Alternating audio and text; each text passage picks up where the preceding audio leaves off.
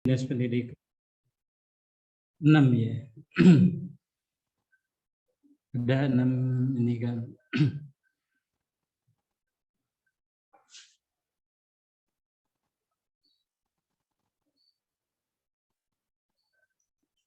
Oke, kita lihat. Pertama kita adalah perencanaan usaha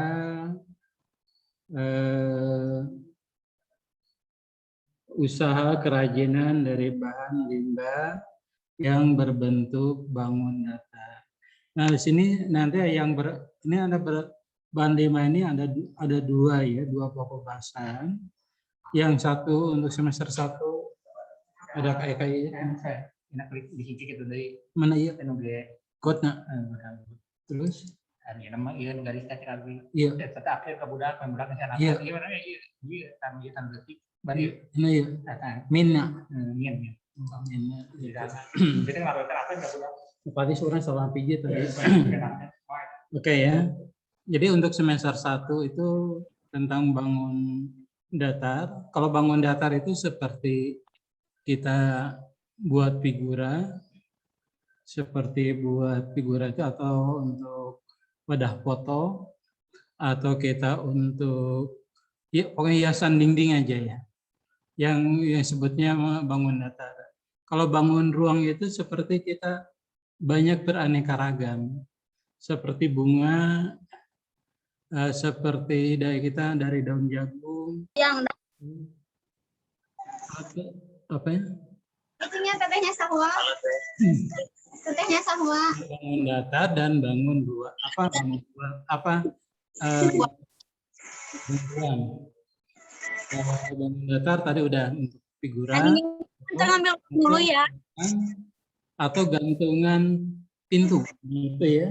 Jangan dimatiin. Fokuskan. Tapi di dalam buku ini hati-hati ya tadi antara bangun datar dengan bangun ruang.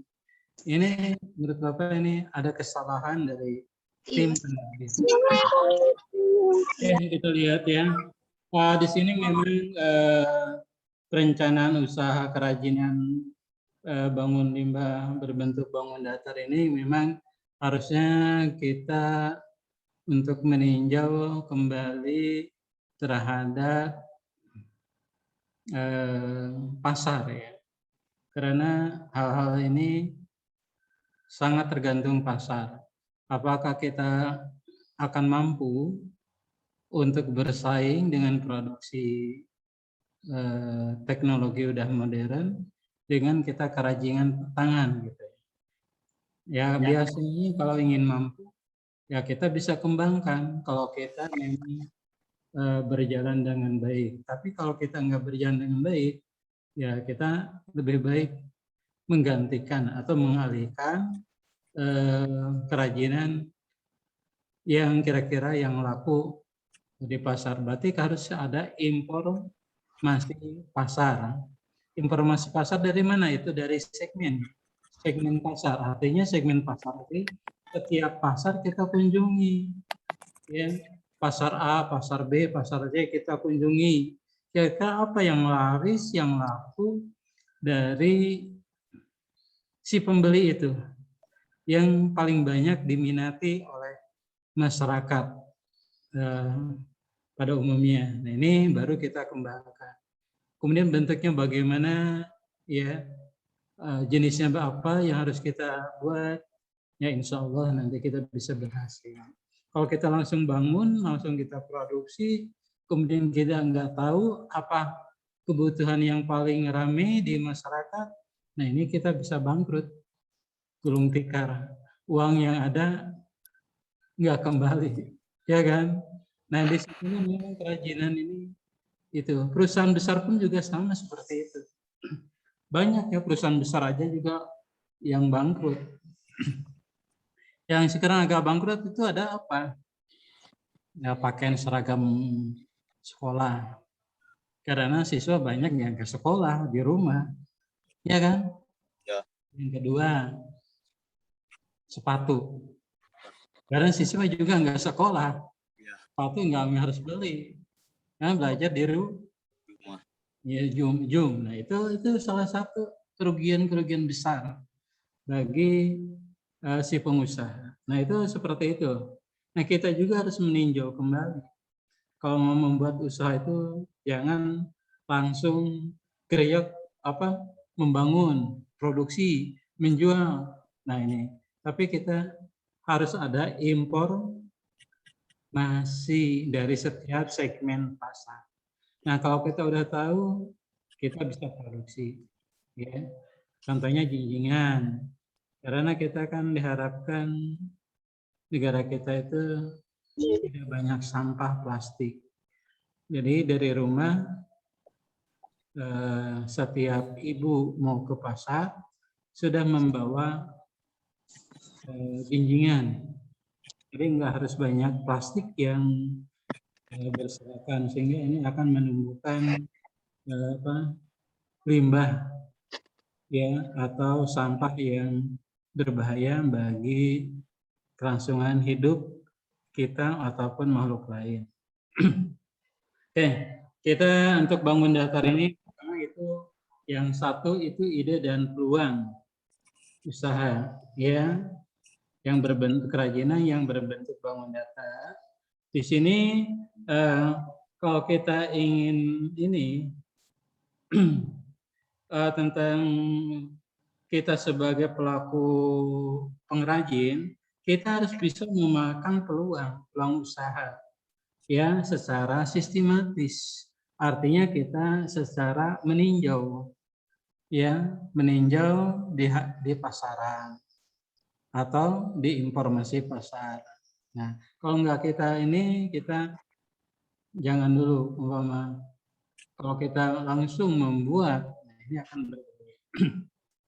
Nah, itu harus kita usaha secara sistematis. Artinya kita secara berkala untuk memantau tentang usaha yang harus kita tekuni. Maka di sini kita harus menganalisis. Analisis peluang usaha ini kita ada 5 ya di sini. Yaitu pertama ini meneliti beberapa luas usaha yang akan dipilih. Artinya jenis-jenis apa yang harus usaha ini yang pilih ini dari bentuk bangun datar ini, limbahnya bisa dari organik maupun bisa anorganik. Kalau organik ini seperti yang dibuat ini yang telah dilakukan oleh si pengrajin itu kadang-kadang menggunakan figura. Seperti menggunakan dari pisang, daun daunnya atau menggunakan pelepahnya sehingga dimodifikasi dengan yang lain sehingga menumbuhkan nilai yang estetis atau nilai yang sangat indah atau nilai yang bagus sehingga bisa nilai ini akan ada 2 jenis, ada nilai pakai, ada nilai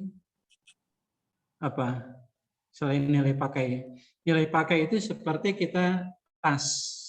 Itu nilai pakai karena bisa dipakai untuk wadah segala macam. Kalau kita melakukan nilai tas ini untuk ke pasar, berarti kita untuk menyimpan belanjaan. Kalau kita ke sekolah, berarti tasnya untuk menyimpan buku, pulpen, dan lain sebagainya. Itu adalah nilai pakai. Ada nilai yang sifatnya untuk keindahan. Seperti nilai keindahan, itu aksesoris di rumah. Contohnya kita dari papan. Untuk meletakkan di dinding, kita meletakkan beraneka ragam jenis tumbuh-tumbuhan. Sehingga kelihatannya bagus, rapi, tertata. Nah, itu dinamakan nilai keindahan. Jadi kita ada 2 ya nilai. Oke. Nah, sekarang itu adalah berapa luas usaha yang akan kita pilih. Nah, kira-kira apa? A, B, C, D. Ini yang kita akan pilih. Yang akan kita bangun. Ya. Yang berikutnya, bentuknya kayak apa? Kalau bentuk usaha yang dipilih untuk bangun datar ini memang agak sempit. Berbeda dengan berbentuk bangun ruang. Kalau bangun ruang itu seperti tadi jinjingan.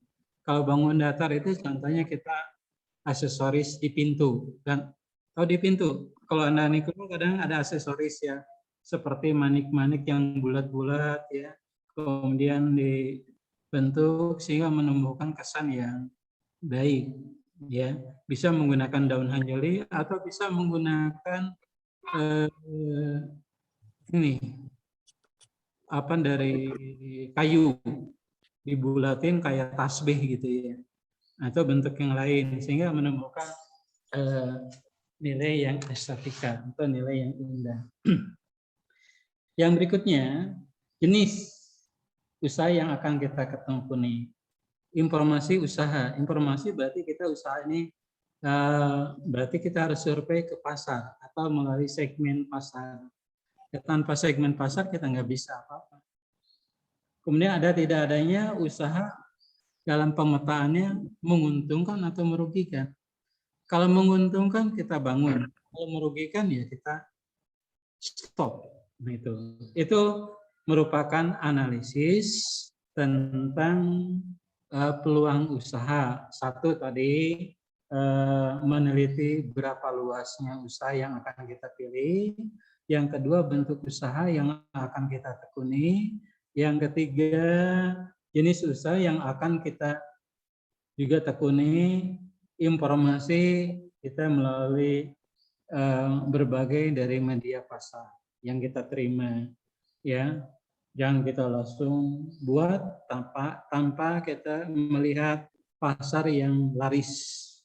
Yang berikutnya, nah itu ya, kira-kira pemetaannya kira-kira menguntungkan atau merugikan. Kalau merugikan stop, lebih baik kita nggak usah produksi. Kalau menguntungkan kita buat, ya. Contohnya kalau negara kita udah ini kan, jangan banyak plastik di masyarakat yang beredar sehingga menumbuhkan sampah plastik.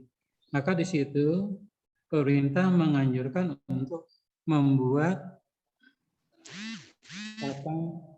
tas plastik ya dari hasil kerajinan tangan. Itu nanti itu tas plastik ini di semester kedua ya, bukan untuk semester sekarang. Nah setelah itu kita nanti kalau mau membangun kita harus melihat analisis SWOT. SWOT itu ada merupakan singkatan, ya. SWOT itu singkatan itu pertama strength. Strength itu adalah kekuatan. Kekuatan kita ini ada mungkin dari bidang keuangan, bidang produksinya, alat dan bahan sudah siap, kemudian bidang karyawan sudah ada. Nah itu strength, ada kekuatan. Atau untuk informasi memasarkan sudah ada. Ya, itu yang dia namakan strength, adalah kekuatan. Yang pertama utama adalah apa? Uang dan tempat. Betul nggak? Kalau nggak punya uang kita mau produksi apa? Kalau nggak ada tempat, di mana kita membuatnya? Berarti harus dua komponen, yaitu uang dan tempat. Ya, tempat untuk produksi. Mungkin kalau tempat bisa di rumah, kalau kira-kira tidak mengganggu dan sebagainya. Yang berikutnya SWOT. SWOT itu opportunity. Opportunity adalah peluang. Ya. Nah, SWOT itu berarti bukan O ya, W dulu ya. Weakness. Weakness itu adalah kelemahan. Kelemahan kadang-kadang kita ya kalau udah kelemahan itu kira-kira apa? Ayo loh. Nah, kalau kita namakan kelemahan ini sebagai contoh kita udah melihat produksi orang, oh bagus produksi orang, hampir sama dengan gagasan kita memproduksi. Nah itu kita udah merasa lemah. Berarti kita udah merasa minder tidak akan mampu bersaing atau tidak bisa berproduksi. produksi. Nah itu jangan. Jadi kalau kita merasa lemah ya kita nggak usah diproduksi. Tapi memang kelemahan ini kita kadang-kadang daya saing, desainernya, daya saing atau contohnya aja Anda kalau mau baju itu setiap produksi kan pasti beda-beda. Ada yang enak dipakai, ada yang nggak enak dipakai. Yang enak dipakai mungkin cocok jahitannya. Yang kalau nggak enak kadang-kadang ada yang nggak enak dari bahan. Panas ya. Ada yang rasa dingin, sejuk dipakainya. Nah, ini kalau dari bahan, ya itu kalau dari segi pakaian. Itu weakness. Weakness itu tadi kelemahan kita dalam satu produksi. Yang berikutnya opportunity, itu peluang. Peluang ini kalau kita mengembangkan kira-kira mampu, enggak? Nah kalau kita mampu, insya Allah kita lanjutkan. Treat.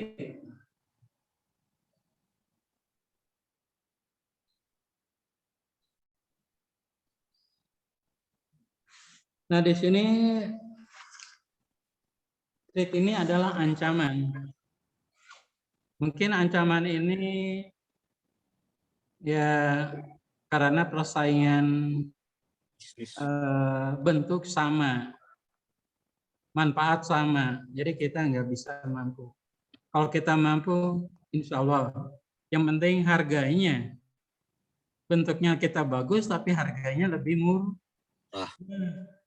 Kalau orang kan kalau mencari barang itu kualitas bagus, harga murah, motif bagus, kekuatannya bagus, ya kualitasnya. Kemudian harganya murah. Itu yang kan baru kan dicari orang ya kan.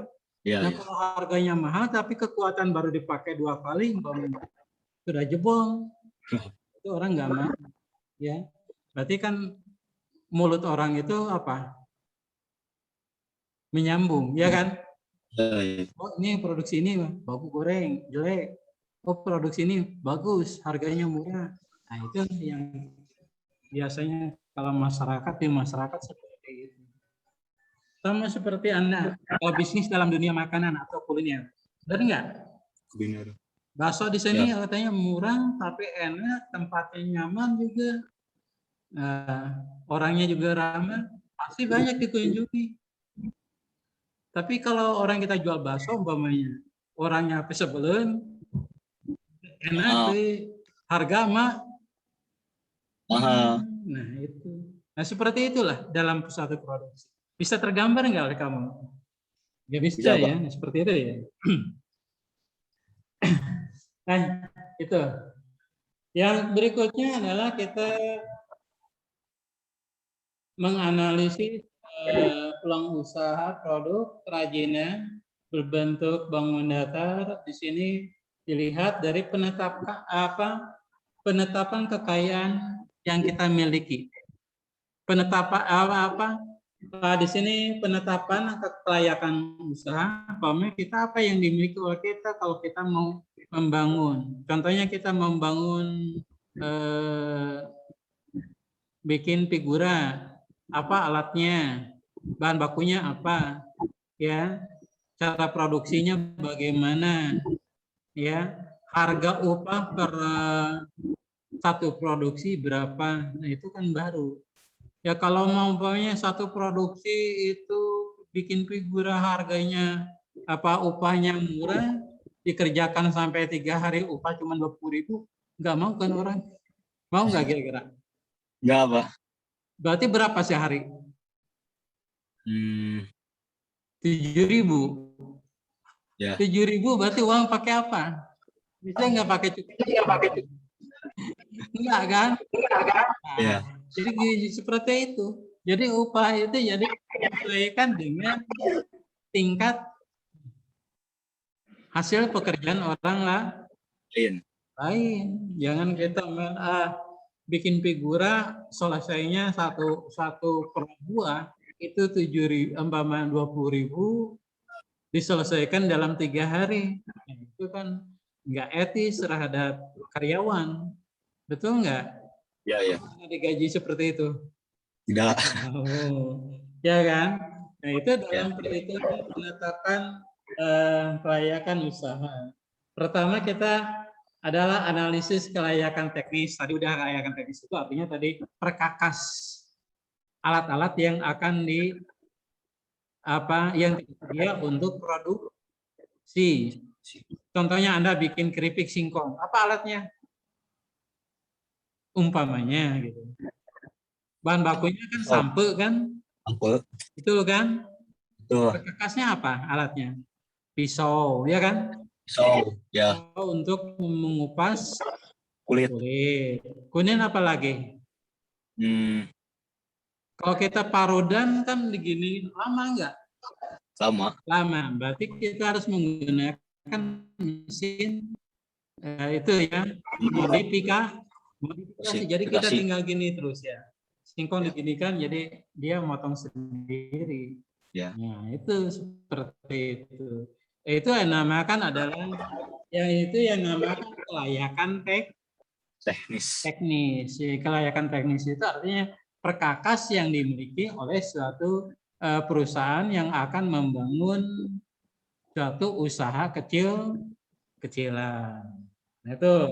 Yang kedua, analisis peluang pasar. Kira-kira banyak nggak kalau kita bikin figura? Bersaing nggak figura untuk foto? Kita dari umpamanya dari karton atau dari apa? Banyak nggak bersaing? Saya, Banyak ya. ya, Yang penting kan motifnya, kan orang dilihat dari motifnya, kekuatannya. Kan sekarang ini kan banyak yang dari plastik. Kan? ya, ya, Ada kan? ada Ada yang dari kayu, ada yang dari plastik. Kalau plastik. kita dari plastik ini sulit. Ya kan harus kita punya mesinnya. Tapi kalau dari kayu, mungkin kita bisa melakukannya, ya kan? Mungkin perkakasnya seperti sugu, ya mungkin gergaji dan lain Sebagainya. atau mesin profil untuk membentuk sehingga memberikan bunga bentuk-bentuk yang beraneka ragam itu yang dinamakan mesin profil. Kalau sugu itu menghaluskan, kalau gergaji berarti untuk memotong dan baru kita membentuknya, ya kan? Nah itu berarti bentuk bangun datar kita bahan bakunya adalah organik dari kayu limbah, itu kan? Ya, Nah itu analisis peluang pasar. Kemudian pembentukan segmen pasar. Umpamanya kita memantau umpamanya di cetak foto. Ada yang sering setiap hari itu ada nggak yang beli? Nah yang belinya bentuknya kayak apa? Dari plastik atau dari kayu? Nah ibaratkan seperti itu segmen pasar. Kita pantau pasar Ciranjang, pasar Cianjur, pasar ini dan sebagainya, baru kita analisis. Kalau kita bentuknya yang laku itu adalah yang dicari yang bagaimana? Yang mahal, yang murah kira-kira? murah. Yang Yang murah, murah Pak. pasti. Yang murah Ya tapi kan? bagus. Pasti yang Ya, murah yang dicari. Iya, Pak. Ya kalau yang murah itu biasanya terbuat dari plastik. Kalau plastik ini Bapak nanya Pak 15.000. ya, Kalau dari kayu puluhan. paling murah 35 gitu. Yang 10R gitu. Yang 10R. Ya, Yang 10R itu biasanya harganya 15.000. Tapi fungsinya sama, 15.000. ya kan? Dan bahan bakunya Ya, yang untuk berbeda. menyimpan foto. Kalau dari kayu kadang-kadang Beda. dimakan rayap. Kalau dari plastik Ya, enggak kan? tidak. Cuman kalau Ya. jatuh Pecah, hancur semua. hancur. Kalau dari kayu kan enggak, yang hancurnya hanya kaca. Itu bedanya. Oke, sekarang kita sumber informasi pasar. Informasi berarti kita setelah orang yang survei dari A sampai ke Z, tanyain sama kita, bagaimana? Banyak kayak yang beli.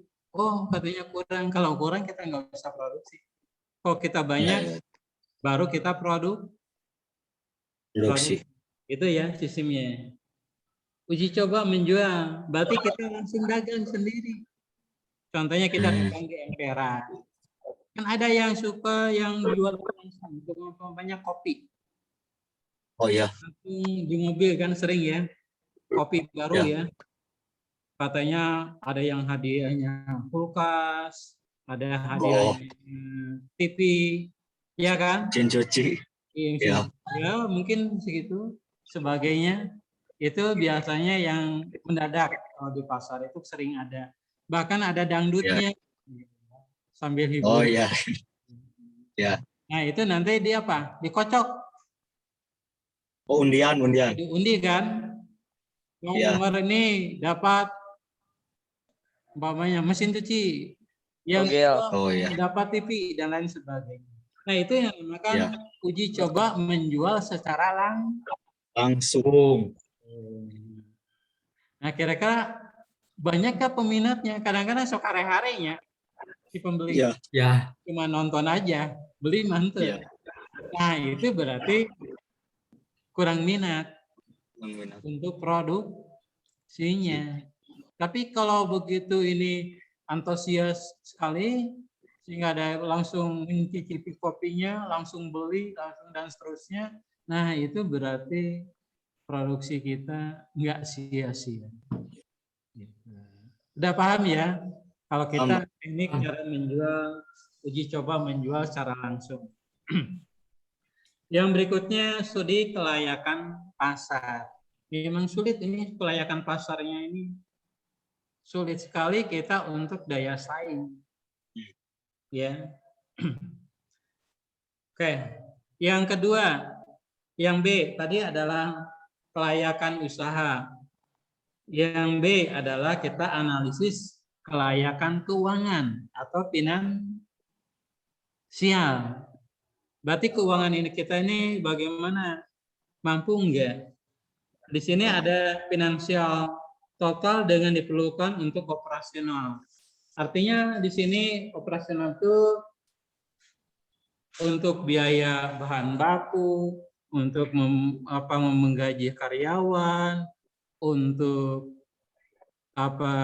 nyewa tempat, kalau sewa tempatnya, kalau nggak ada, kalau di rumah berarti nggak udah sewa tempat, kemudian listrik dan lain sebagainya. Nah itu yang dinamakan biaya total.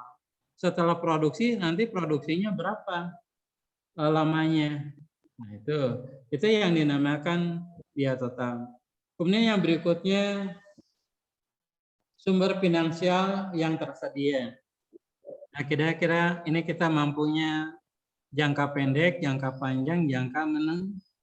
Ya, jangka pendek namanya kita 1 tahun, 2 tahun, atau 3 tahun. Keuangannya mampu enggak? Nah itu. Perusahaan besar juga sama seperti itu. Kan ada perusahaan besar yang mampu bersaing, ada juga yang tidak mampu bersaing. Ya, yang nggak mampu bersaing dulu Bapak lihat ini, mie Karoma itu sebentar. Lenyap lagi. Berarti apa? Tidak mampu bersaing.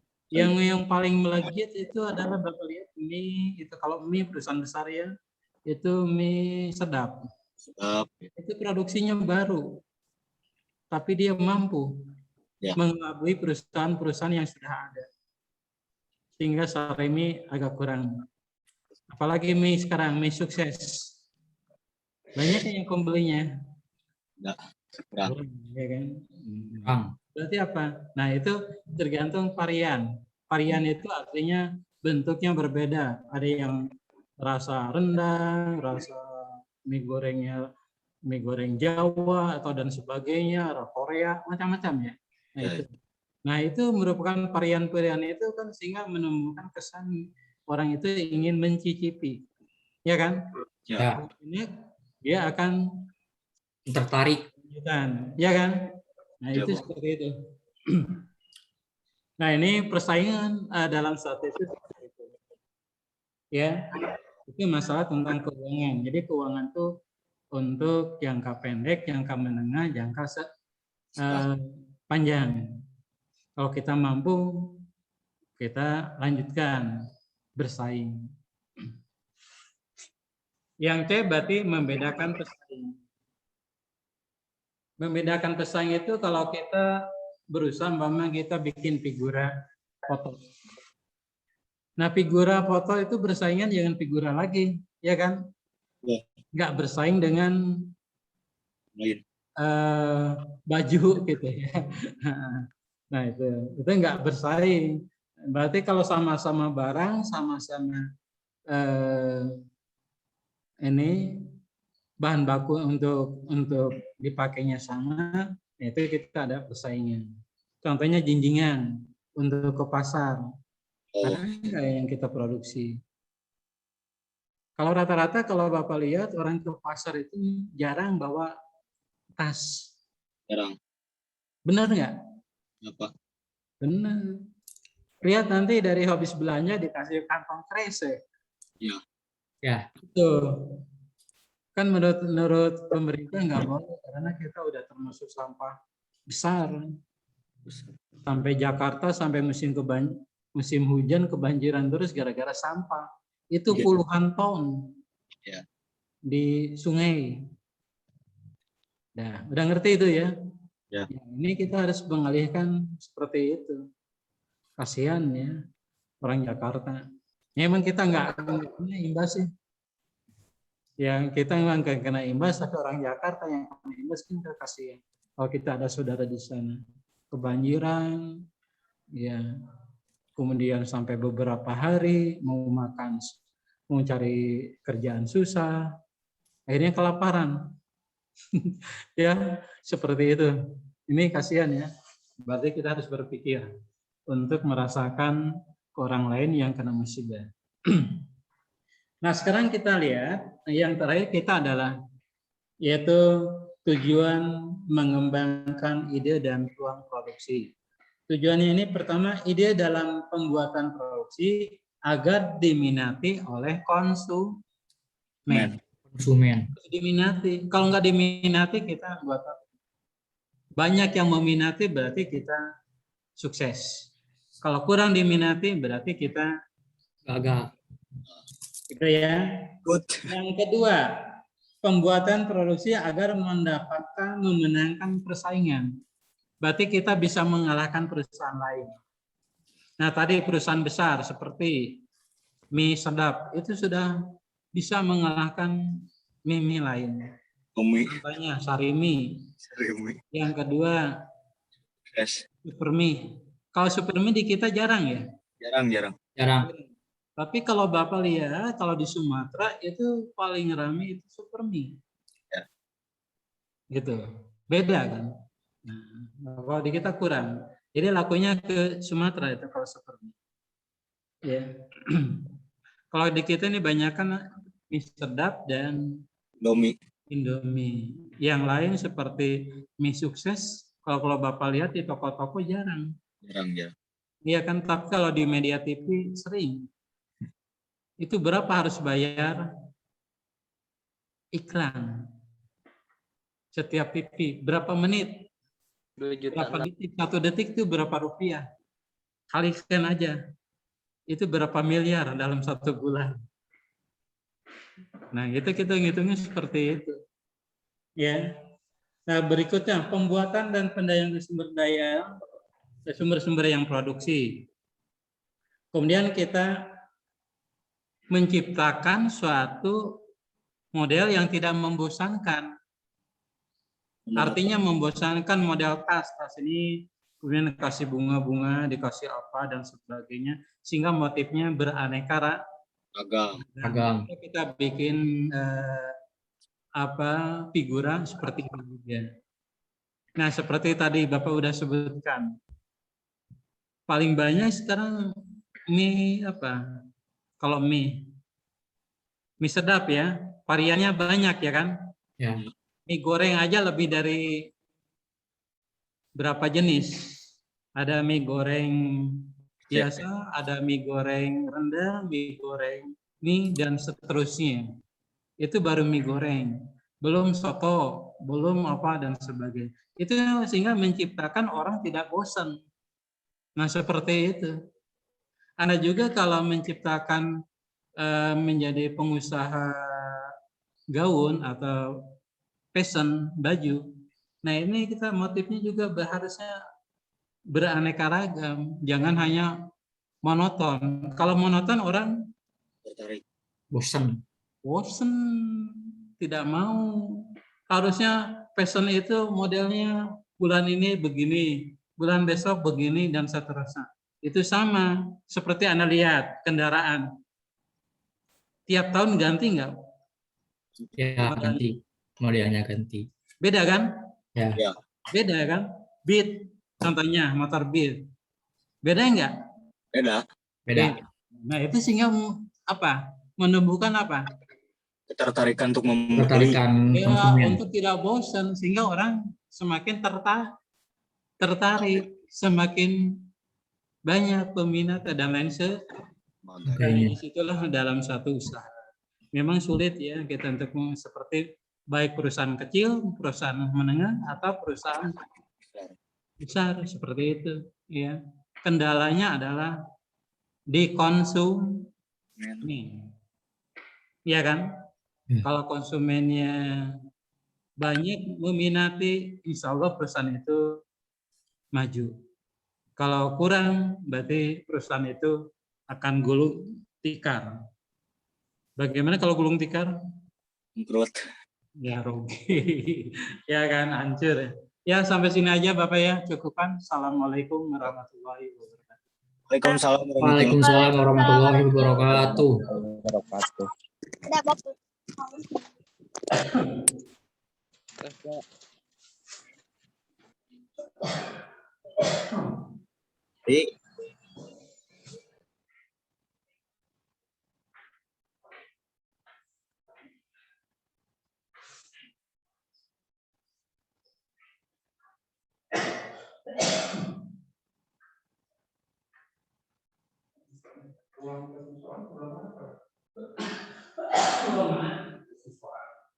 Kesiswaan. Ayah Bapak di lebak nyata. Ujung.